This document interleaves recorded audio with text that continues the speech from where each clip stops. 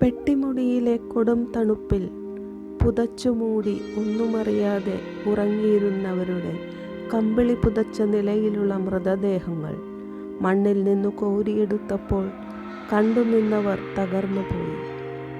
വ്യാഴാഴ്ച രാത്രി വരെ ജീവിത സങ്കടങ്ങൾ പങ്കുവെച്ചും മിണ്ടിയും പറഞ്ഞും ഒപ്പം കിടന്നുറങ്ങിയവർ പോലും ഞൊടിയിടയിൽ മണ്ണിൽ മറഞ്ഞുപോയി. ബാക്കിയായവർ എന്തിനു തങ്ങളെ ബാക്കി വെച്ചു എന്ന് കണ്ണീരോടെ ചോദിക്കുന്ന കാഴ്ച.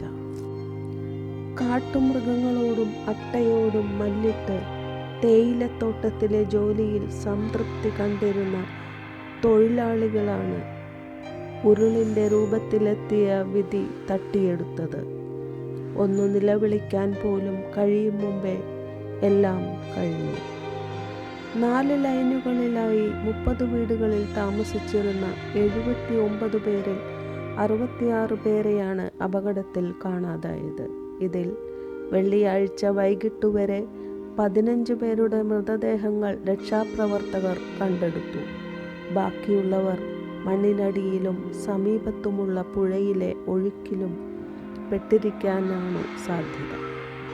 തേയിലത്തോട്ടങ്ങളിലെ തൊഴിലാളികളും ടാക്സി ഡ്രൈവർമാരുമായിരുന്നു അപകടമുണ്ടായ വീടുകളിൽ താമസിച്ചിരുന്നത്.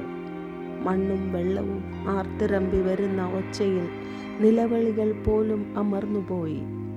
ഉരുൾപൊട്ടൽ ഉൾപ്പെടെയുള്ള ഭീഷണികളൊന്നും ഈ പ്രദേശത്ത് ഇല്ലായിരുന്നു. ചെറിയ മണ്ണിടിച്ചിലുകൾ മാത്രമായിരുന്നു നേരത്തെയുണ്ടായ അപകടങ്ങൾ.